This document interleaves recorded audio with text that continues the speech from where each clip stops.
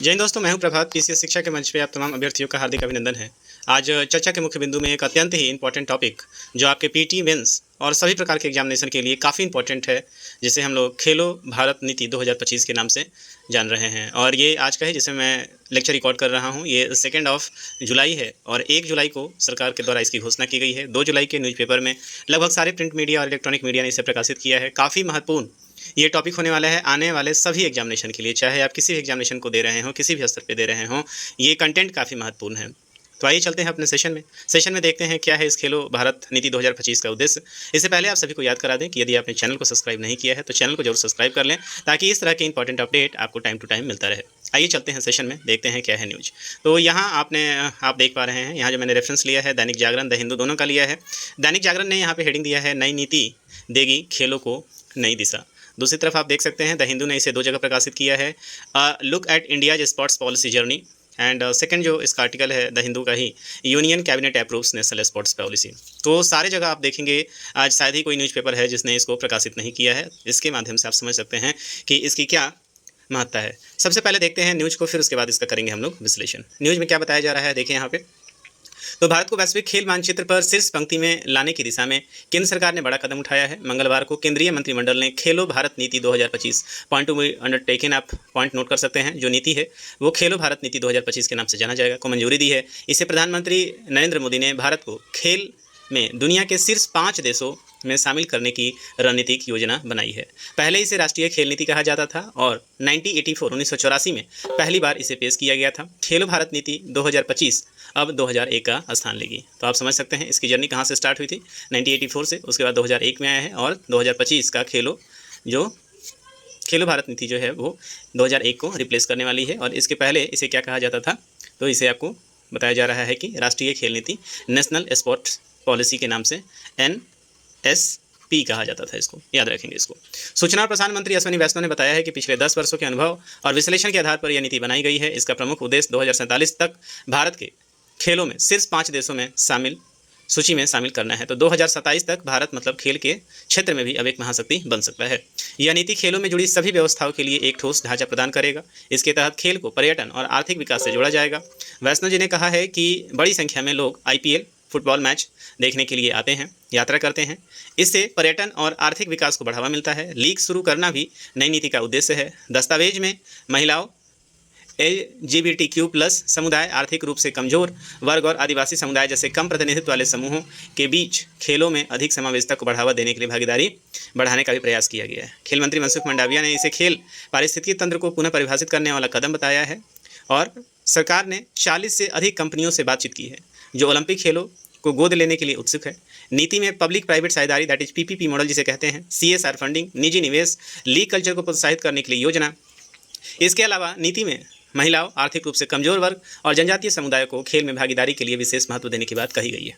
शिक्षा और खेल का समन्वय आप देख सकते हैं यहाँ पे। नई नीति के तहत खेलों को स्कूल शिक्षा का अभिन्न हिस्सा बनाने की दिशा में भी काम होगा। इसमें शारीरिक शिक्षकों को विशेष प्रशिक्षण देने का प्रावधान है, ताकि वो खेल शिक्षा को प्रभावी ढंग से बढ़ा सके। नीति में एक मजबूत नियामक ढांचे, नवाचार युक्त वित्तीय मॉडल और कोचिंग एवं एथलीट स्पोर्ट्स सिस्टम के निर्माण पर जोर दिया गया है। सरकार का लक्ष्य है कि भारत केवल क्रिकेट तक सीमित न रहे, बल्कि ओलंपिक जैसे खेल आयोजनों में भी श्रेष्ठ प्रदर्शन करे।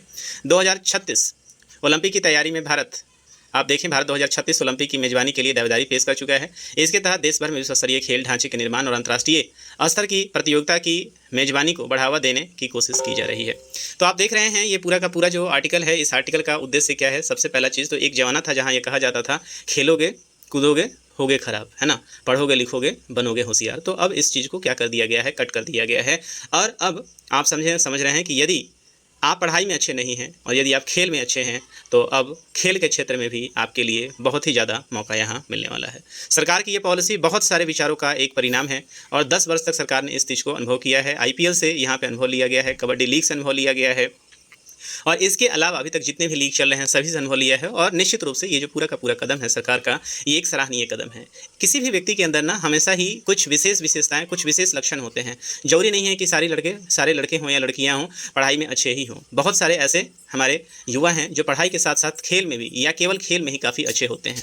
और यही वो मंच अब मौका देगी जहाँ आप यदि पढ़ाई के साथ साथ यदि आप खेल में भी अच्छे हैं तो यह नीति आपको आगे बढ़ाने का काम करेगी। तो सरकार का काफ़ी सराहनीय पहल है। आइए देखते हैं, इसका विश्लेषण करते हैं। द हिंदू ने भी इसके ऊपर लिखा है, look eight India sports policy journey. उसके बाद आप देख सकते हैं union cabinets approve national sports policy. सरकार ने इसके ऊपर काफ़ी बड़ा फंड भी एलोकेट किया है।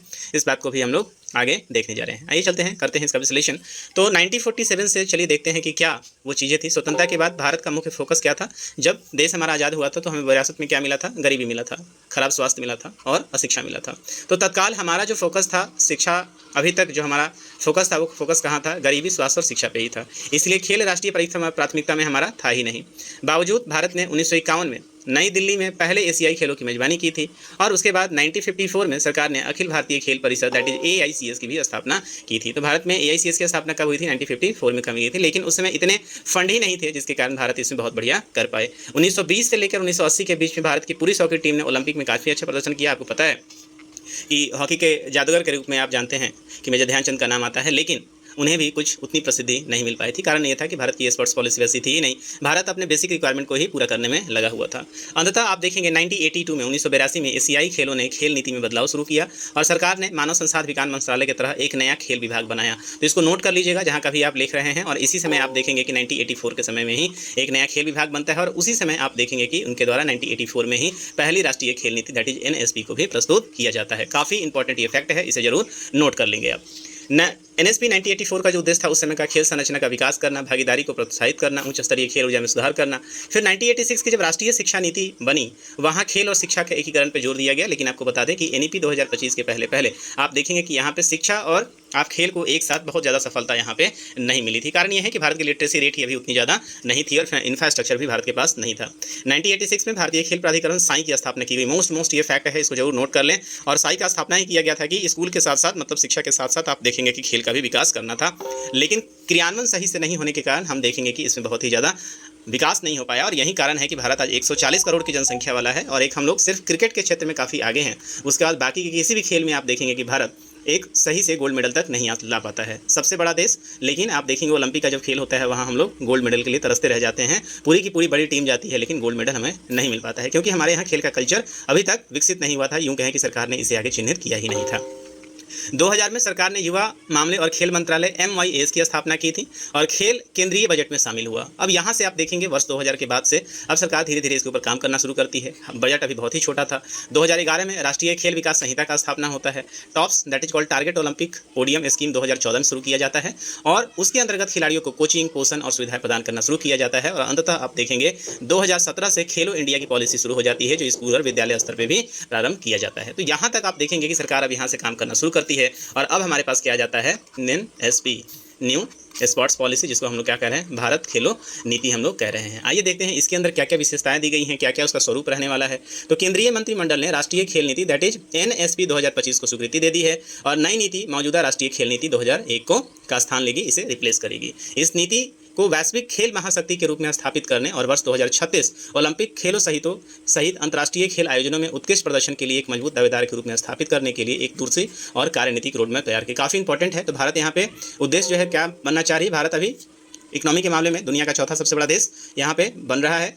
इसी के साथ साथ भारत केवल अब इकोनॉमी के क्षेत्र में ही डेवलप होकर कुछ नहीं कर सकता है। आप देखेंगे ऑस्ट्रेलिया जैसा छोटा देश, देखिए खेलों के हर खेल में वो आगे है। USA जैसा देश जो महाशक्ति ही नहीं है, चाइना जैसा देश जो केवल महाशक्ति ही नहीं है बल्कि वो अपने सॉफ्ट पावर और ये सारे खेल, पर्यटन, ये सब जितने हैं किसके अंदर आता है, सॉफ्ट पावर का हिस्सा है। और सॉफ्ट पावर आप देखेंगे काफ़ी इंपॉर्टेंट है। तो इसलिए जरूरी है कि भारत जब 2047 में एक वैश्विक महाशक्ति के रूप में जब उभर रहा होगा उस समय भारत इस सॉफ्ट पावर के रूप में खेल को भी महत्वपूर्ण स्थान देगा और उसी के संदर्भ में ये नीति लाई गई है। तो ये नीति देश के वैश्विक खेल महाशक्ति के रूप में स्थापित करेगा। वर्ष 2036 में ओलंपिक खेल सहित इसका आप देखेंगे 2036 में भारत क्या कर रहा है, ओलंपिक खेल के लिए दावा, ओलंपिक की मेजबानी करने का यहाँ पे आप देखेंगे कि अपना दावा कर रहा है। अब आने वाले समय में देखेंगे कि भारत को ये दावेदारी मिलती है कि नहीं मिलती है।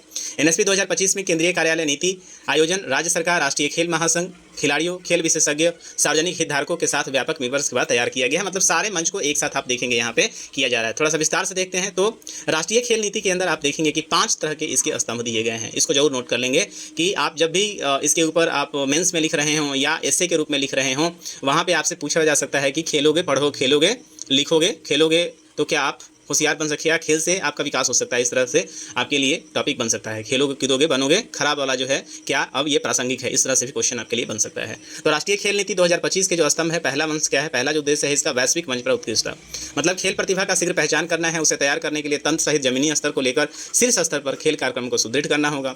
प्रतिस्पर्धी लीग और प्रतियोगिता की स्थापना को बढ़ावा देना होगा। ग्रामीण तथा शहरी दोनों क्षेत्रों में खेल बुनियादी ढांचों का विकास करना है। प्रशिक्षण, कोचिंग और खिलाड़ियों को सहयोग के लिए विश्व स्तरीय प्रणाली बनाना होगा। राष्ट्रीय खेल महासंघों की क्षमता और प्रबंधन को बढ़ाना है। खेल प्रदर्शन को बढ़ावा देने के लिए खेल विज्ञान, चिकित्सा प्रौद्योगिकी को अपनाने को प्रोत्साहित करना होगा। कोच, तकनीकी अधिकारियों और सहायक कर्मचारियों सहित खेल कर्मियों को भी प्रशिक्षित और विकसित करना इसका उद्देश्य होगा। दूसरे स्तंभ के अंतर्गत इसका आर्थिक विकास के लिए खेल है, मतलब खेल केवल हमारे शारीरिक विकास के लिए जरूरी नहीं है, बल्कि खेल के माध्यम से क्या हो सकता है, आर्थिक विकास भी हो सकता है। कैसे हो सकता है, तो आपने देखा हो कि जितने भी खेल होते हैं यूएई के अंदर आप देख रहे हैं, जबकि यूएई कोई बहुत बड़ा खेल खेलता नहीं है, तो केवल यूएई को इससे कितना ज़्यादा फायदा हो सकता है। देखें, उसी तरह भारत खेल पर्यटन को बढ़ावा देना चाहता है। भारत के प्रमुख अंतर्राष्ट्रीय खेल आयोजन कराने का यहाँ प्रयास होगा। खेल विनिर्माण परितंत्र, मतलब जितने भी स्पोर्ट्स आर्टिकल बनते हैं आप देखें, चाहे वो रिबॉक हो, चाहे वो प्यूमा हो, ये सारे आप शिव नरेश को देखें, ये सारे आज के डेट में जैसे जैसे कल्चर बढ़ेगा लोग इसके ऊपर आकर्षित भी होंगे और उससे संबंधित विनिर्माण फैक्ट्रियाँ भी भारत में खुलेगी जो कि इंटरनेशनल लेवल की होंगी। इस क्षेत्र में स्टार्टअप तथा उद्यमिता को बढ़ावा देना होगा। सार्वजनिक निजी भागीदारी दैट इज PPP मॉडल पे ये पूरा का पूरा आप देखेंगे काम करेगा और सभी का इसमें योगदान होना चाहिए। तीसरा है, आप देखेंगे सामाजिक विकास के लिए खेल है, तो केंद्रीय कार्यक्रमों के माध्यम से महिलाओं, आर्थिक रूप से कमजोर वर्ग, आदिवासी समुदाय और दिव्यांगजनों के बीच में भागीदारी यहाँ पे होगी। स्वदेशी और पारंपरिक खेलों को पुनर्जीवित किया जाएगा, जैसे योग जो अभी तक समाप्त हो चुका है, कबड्डी, इन सभी को इसके साथ जोड़ा जाएगा। शिक्षा से खेलों को जोड़कर स्वयं सेवा को प्रोत्साहित करना होगा। दोहरे करियर के रास्ते को सुविधाजनक बनाना होगा। खेलों के माध्यम से भारतीय प्रवासियों को शामिल करना होगा। जन आंदोलन के रूप में भी अब खेल को शामिल करना है, तो राष्ट्रव्यापी अभियान और समुदाय आधारित कार्यक्रमों के माध्यम से खेल में जन भागीदारी और फिटनेस की संस्कृति को बढ़ावा देना होगा। स्कूल, कॉलेज और कार्यस्थलों आदि के लिए फिटनेस सूचकांक शुरू होगा इसके अंतर्गत, ये भी इंपॉर्टेंट है। खेल सुविधाओं के सब तक पहुँच होगी। और मोस्ट इंपॉर्टेंट फैक्ट है कि शिक्षा के साथ इसका एकीकरण होगा, दैट इज NEP 2020 के साथ इसको इंटीग्रेट किया जाएगा, मतलब खेल मतलब पढ़ाई के साथ ही खेल को भी एक विषय के रूप में शामिल किया जाएगा, दैट इज स्कूली पाठ्यक्रम में खेलों को शामिल किया जाएगा। खेल शिक्षा और जागरूकता को बढ़ावा देने के लिए शिक्षकों और शारीरिक शिक्षकों को विशेष प्रशिक्षण के लिए तैयार करना होगा। तो इसके साथ आप देखेंगे इसकी कार्यनीति कैसी होगी, कैसे इसको आप देखेंगे कि इंप्लीमेंट किया जाएगा। शासन, निजी क्षेत्र में वित्त पोषण इसके लिए आएगा, प्रौद्योगिकी और नवाचार होगा इससे, राष्ट्रीय निगरानी रूपरेखा होगी, राज्यों के लिए एक आदर्श नीति है और समग्र सरकारी दृष्टिकोण आप देखेंगे इसकी कार्यनीतिक रूपरेखा के अंतर्गत शामिल है।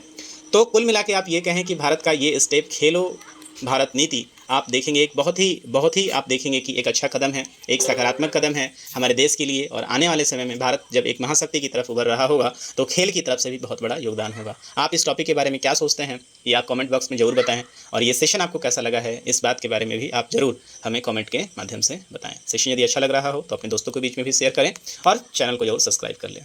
तो इस सेशन में यहीं तक, मिलेंगे आपसे अगले सेशन में कुछ नए अपडेट के साथ। तब तक दीजिए मुझे इजाज़त। साइनिंग ऑफ, दिस इज प्रभात। जय हिंद।